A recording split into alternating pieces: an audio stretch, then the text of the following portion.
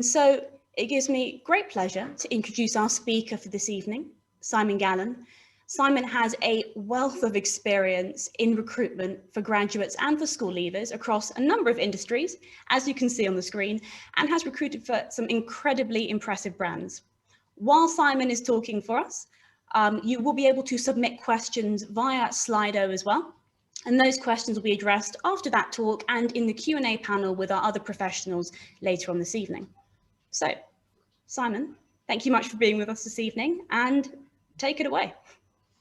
Thanks, Karina, and thank you everyone for attending this evening. So just a little bit about me, as Karina mentioned, I've been recruiting for a number of years across a number of industry sectors, but in terms of why I'm here this evening, I've been working with InvestIN as a careers speaker and coach at some of the immersive internships that have been run, which has been a great experience working with young people to kind of think ahead about their careers. I'm also a parent of 2 young children, probably a lot younger than the children that a lot of the audience here are sort of helping in their career planning. My eldest is in year 1 and my youngest is in nursery, so quite a way to go to be thinking about career planning advice. But in terms of my recruitment experience, I've worked for some big name brands like KPMG, Thomson Reuters, Accenture, and GlaxoSmithKline, so across a different range of industries. And just in terms of, if we move to the next slide, referring to the pie chart that we were talking about before, if we move on to the next slide now, thinking about what employers most value in terms of skills, and also most importantly thinking about what the gaps are from an employer's perspective. Around what candidates are perhaps not displaying, and we can pick out some of the key ones here around things like leadership, commercial awareness, communication skills, and these are key skills that employers are really valuing, that are really sort of a lot of candidates are struggling to display in recruitment processes. So what we often find when speaking to young people is that there can be a real blank when we're talking to young people about their skills and how they might develop these skills, so that we can really sort of plug those gaps. So if we just move on to the next slide, we're going to do a little Slido poll. And where do young people develop these skills that we're really seeking as employers? So if we just go to the Slido and get you to put in maybe some examples of where you think young people are developing some of these skills that we mentioned before, like leadership or commercial awareness. So we've got some words building here: school, home. I'm really pleased some people have put that. So a whole range of areas: work experience, volunteering. Absolutely, all of these are really applicable. We'll just let it build a while. So thank you everyone for putting in some ideas there. If we just move to the next slide. Yeah, this is actually taken from a well-known law firm, and this is from the actual graduate application, the graduate application form. And this is actually a law firm asking specifically for their applicants to list where they've had experience in these areas, for instance, positions of responsibility in their school or in sports teams, their participation in things like the Duke of Edinburgh scheme, Young Enterprise scheme. So this is actually a company explicitly asking candidates to sort of talk about their experience in these areas. And so, you can see that there are a number of different ways that young people are developing skills that employers are really sort of interested in hearing about. And I think that the important point here is that these are a whole load of activities and extracurricular activities that your children may be involved in, where the skills that they can be developing as a result of their participation in these are really sort of actively sought after by employers. So if we just move on to the next slide, this brings us to now thinking about how to sort of get your children to be seeing the skills that they can be developing from some of those activities. And we've developed what we call the InvestIN Now framework, which is really a framework to get young people to look and think about the skills, think in a skill-centric and career-centric way. So really this is about thinking about, what do I enjoy? What am I good at? Why do I enjoy that? And why am I perhaps good at that? And what are the skills and value that I can take from those experiences? And we talk about the SNEAK, the acronym SNEAK framework, in terms of thinking about skills, the network that you can build, the experiences that you can gain, the advantage that you can take, and the knowledge that you can gain. So if we just move on to the next slide, what we did is we actually spoke to one of the students on an InvestIN program, Alex, and we asked her, what do you enjoy and what are you good at? And really, from those conversations, she identified three areas, three activities that she really enjoys, and that was studying history, playing rugby, and playing the piano. And then we really wanted to probe why is it that she enjoyed those things, and that took a little bit of probing, a little bit of kind of teasing out with questions, like what are your best memories, what are your best experiences within that, and what came from those conversations was that from the study of history, she really liked the analytical side, learning about people.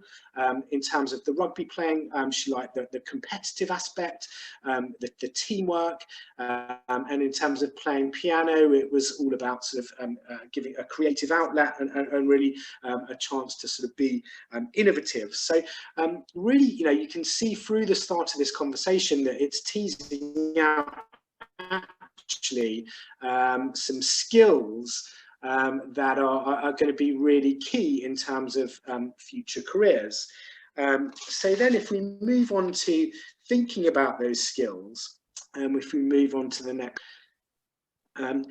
we can see that in fact actually Alex has developed a whole set of skills, which a lot of which you could have seen from that previous pie chart at the beginning, that employers are really seeking, purely from those three areas of extracurricular activities. So the competitive aspect and that sort of drive and competition aspect, the teamworking, the creativity, innovation, analytical skills, and sort of the people side. So actually what we can see is that Alex may not have been thinking about those activities in a kind of skills-centric way, but certainly through doing them, it can help to build skills. And it's certainly a sort of an activity that you can do as a parent in terms of thinking, getting your child to think about their activities and think about the skills that they have been developing as a result of that. So if we just then move on to the next slide, please. What we think it's important to do is actually flipping this on its head and really sort of thinking about all of the sought after skills and creating that link between all of potential sort of hobbies and extracurricular activities, and thinking about all of the skills that can be developed as a result. And if this is by no means an exhaustive list, but if we take sort of communication skills, which was, high up there on the list of sought after skills by employers, those can be developed through debating, public speaking, through potentially writing a blog, through the EPQ, a lot of A-level courses. So then there's also thinking about the team working side. Those skills can be gained through sports, through projects and part-time jobs. And then, time management, which is a core skill that really can be developed through a whole range of different means, but balancing school with a part-time job, or just simply being able to kind of meet the demanding deadlines of any typical A-level study, let's say. So if we now move on to importantly, thinking in the next slide, thinking about what you can be doing as parents to support your child, and thinking about the framework that we saw at the start. If we move to the next slide, and thinking about creating focus areas. So if we just move to the next slide, please. So what we have done is really created this these focus areas to break it down into separate sections, and really create the idea of being career ready through these easy to digest areas. So looking at the skills, network, experience, advantage, and then knowledge, we can really think about some actions to take away from each section. So if we just move to the first area, the skills section, please. Really what this goes back to is what we've been talking about just now, and helping your child to draw out those key skills that they've been developing from their experiences, and really thinking about how to talk about them, because these are the skills that they're developing as a result of the various experiences are things that they're going to be asked to talk about in recruitment processes, potentially during sort of application processes.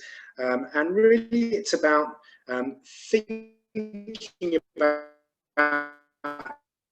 those skills and drawing them out through, perhaps we were discussing this, and how to best tease out these in discussions with your children, and perhaps giving some live examples yourself, to think about, well, actually, what are your skills, your own skills, to then use those as examples to help your child to think about their own skill set. So thinking about perhaps what skills you're strong at, like teamwork or time management, and then thinking through some examples with them to bring that to life.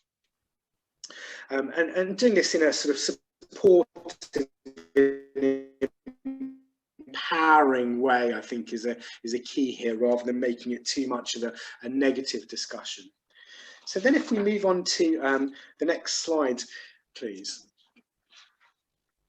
One thing that's really useful when talking about skills is to actually have really concrete examples to draw on. So in terms of skills, rather than just thinking about yourself, a skill like problem solving or teamwork, and just thinking, yes, I'm good at that, actually framing a concrete example to really demonstrate your skill in that. And using what's called the STAR approach, which is a commonly used approach in answering interview questions, to really form a framework for how you've maybe developed that skill. So if we look at the example on the slide here, this is around teamwork and thinking about any group projects that maybe your child's been involved in school, thinking about then the task involved of working in that group, of working to a deadline and heavy workload, and thinking about the actions that have been taken. It could be involving delegating tasks or arranging regular sort of feedback sessions to monitor progress of a project, and then thinking about the result of that, perhaps submitting the project on time and achieving a high mark. So this is all about helping to frame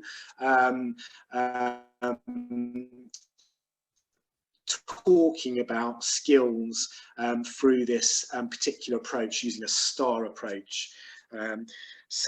Also, important point here is to help your child by potentially keeping a record of examples of major projects that they've been involved in or activities, so that they can reflect on those looking back. So if we just move on to now the next element of the framework, if we just move on to the next slide around network. So the saying of your network is your net worth. Really, networking is potentially quite a daunting prospect for your sort of a 15 or 16-year-old to think about, but actually starting to think about developing a professional network is a really useful thing, because it's going to be really useful for helping to develop career going forward. So the world of networking is in current times a challenge with COVID, with perhaps kind of in-person contact being limited, but certainly networking can take place online via platforms like LinkedIn. But I think this is all about, as a parent, perhaps helping to get your child to start building their network through perhaps family and friends, and really starting to talk to people about their careers, about different industry sectors, and forming a sort of forming some contacts in various different industries that can be leveraged going forward. So then, if we move on to the next slide. Just as sort of a point about building, doing sort of networking online, just a sort of point to be aware of email addresses, that they're suitable and professional, thinking about your profile via sort of, the more trying to make sure that they're private, or at least kind of in a fairly professional sort of looking capacity for when projecting yourself out there to the world of work. So just then, moving on to the next slide, I think we've got a Slido poll coming up. Oops, actually. Maybe I think maybe the poll comes next, but LinkedIn really sort of in the professional world. So here's the poll. I guess a quick poll to people in the audience. Do you have a LinkedIn profile? A simple yes or no. Okay, gosh, it's there's a lot more no's than I would have thought, but definitely a sort of a nearly 60-40 split for people having LinkedIn profiles, and certainly I think as we move into the next generation in the workplace, that figure would be even a lot higher than that. Certainly LinkedIn is a massively important professional networking tool, and anyone aged 16 or over can have a LinkedIn profile, and there's some really valuable resources on it, as well as being a sort of a personal online CV and a way to sort of brand yourself in a professional context. So as your youngsters start building their own LinkedIn profiles, go at the age of 16, but certainly a useful thing to do. It's about making sure that, again, it's professional, and presenting yourself in the best possible light. And certainly LinkedIn is a really useful tool for both connecting with fellow fellow fellow professionals out there in the workplace, but also for following people and learning about careers and really gaining an insight into the world of work, as well as finding out about particular graduate or sort of school leaver jobs and programs, and so a good way of building a sort of a base of information. So thank you for the poll. If we just move on to the next slide. So just now thinking about experience in this framework, experience isn't just what sort of work experience you've done on paper, but it's all about experiences that help shape you as an individual and help build those skills that we talked about, and help build experiences that are going to help inform you on your career journey. But certainly work experiences is a major part of this. And as a parent, it's about helping to support your child to start thinking about gaining work experience, shadowing opportunities, which are going to be really valuable to gain confidence and an insight into the world of work. But there's a whole range of other experiences that help inform career journeys, for instance, volunteering, potentially learning coding, new coding language via sort of online resources. Some of the really interesting experiences that I've heard of when doing interviews day in, day out for sort of graduate and school leaver programs, things like mentoring of younger years children. And certainly this is a way to help build experiences and to help build careers. So this could be just volunteering to tutor a younger sibling or perhaps other children earlier in earlier year groups in their school. But also things like building a website or writing a blog. All of these activities are going to be really useful experiences to build. So I think we've got a Slido poll coming up. If we go to the Slido, we've got a poll to just see, does your child have any formal work experience? So it's a yes, no question out to the audience. Does your child have any formal work experience? So gosh, this is, well, we've got 3/4, if not, well, sort of nearly 3/4 saying no to having some. So obviously all of your children will be different sort of age groups, and perhaps you know, that might not be relevant, but certainly, you know, we use the word does your child have formal work experience, but actually there's a whole load of more informal work experience opportunities, form of shadowing, and even in this sort of opportunities at the moment with a lot of workplaces closed, there's still opportunities to perhaps start engaging in some work shadowing opportunities remotely, even just having conversations with a variety of different professionals in different industries to help build some knowledge and experience. So if we just move on to the next slide around advantage.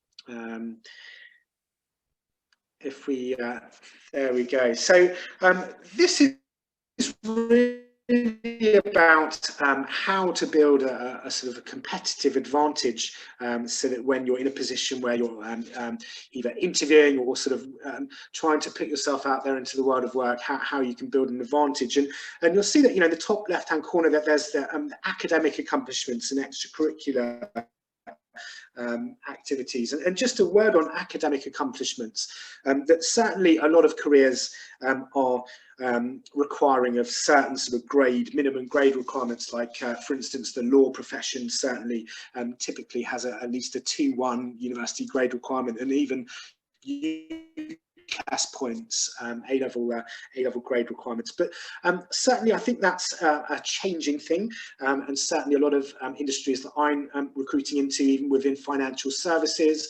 I'm recruiting at the moment for a large property consultancy, have started to drop grade requirements as an entry point, as a way of sort of opening the sort of diversity of their applicant pool. But certainly I think academic requirements are still, you know, they're still something to aim for, but also around academic accomplishment.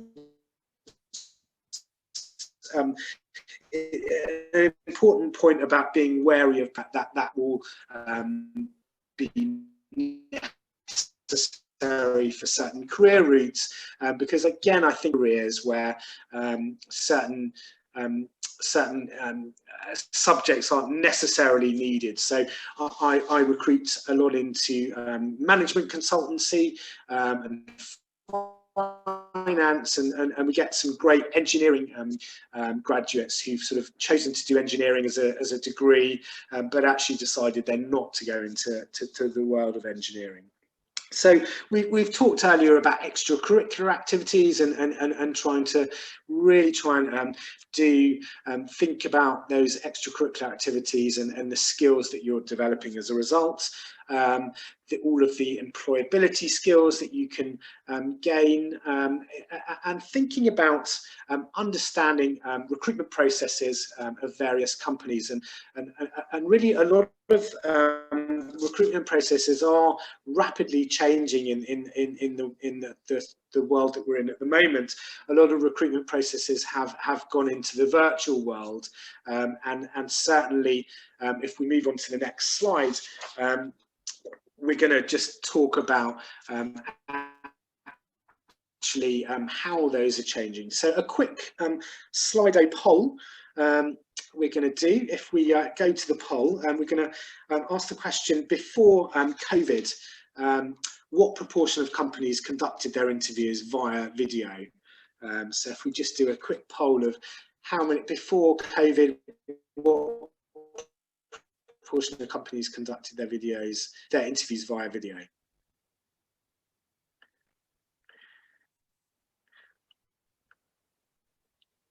Okay, I'm not sure if that Slido completely. Oh, there we go. We've got 72% saying only 2 in 10. So actually, the answer, as it's gone green, is 6 in 10 were already conducting their interviews via video. And actually, since if we go to the next slide, since COVID, actually that's near a sort of 8 in 10, if not rising. Well, there you go. 86% of companies conducted their interviews via video since this year. So certainly with recruitment processes moving into a sort of a video space, really this is the advice and the sort of guidance I would be giving youngsters sort of entering into those processes is about practicing interview technique in an online format, as well as sort of practicing in person, because it's certainly a new dynamic.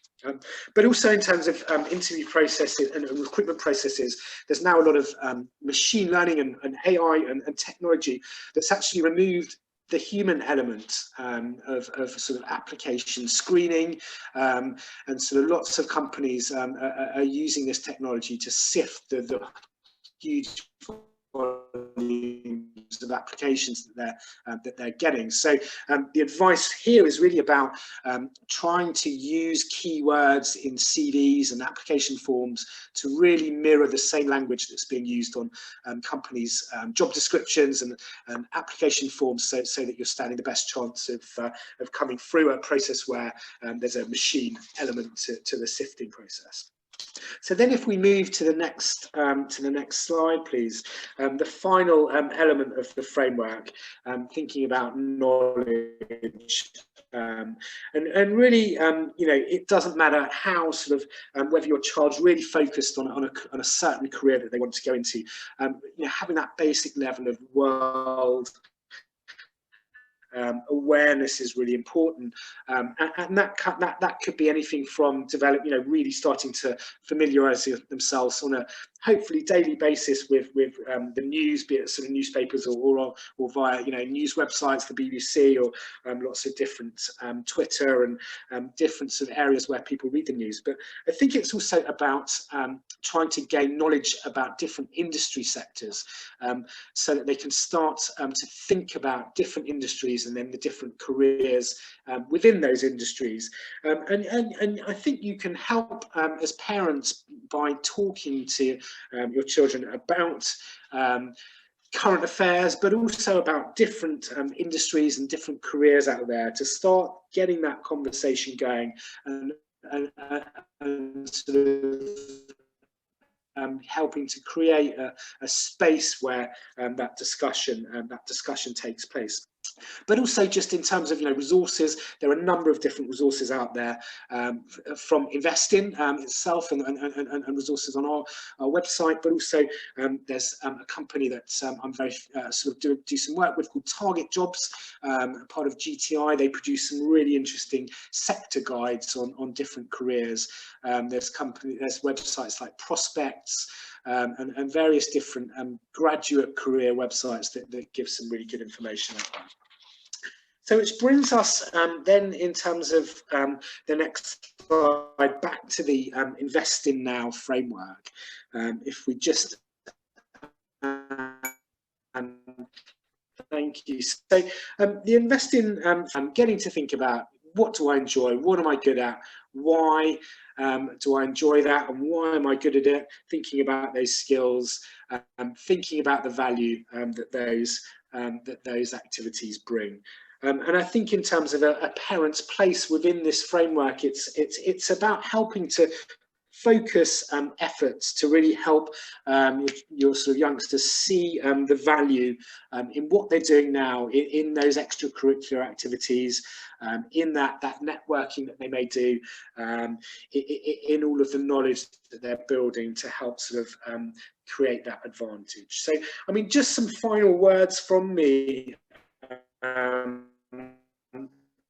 I think that some final points as a parent, I think it's about, from your perspective, having a good general understanding about what options are out there, trying to sort of create a safe space for conversations about careers in a sort of a non-judgmental and non-critical way, sort of exploring ideas and possibilities. But just one final point that I think is really key is that a statistic that people will change their jobs on average 11 times, maybe if not more, so over the course of a career. So actually the job that you may go into from a sort of a graduate or school level certainly is not likely to be the one that you end up with at the end of your career. So it's just everyone for listening.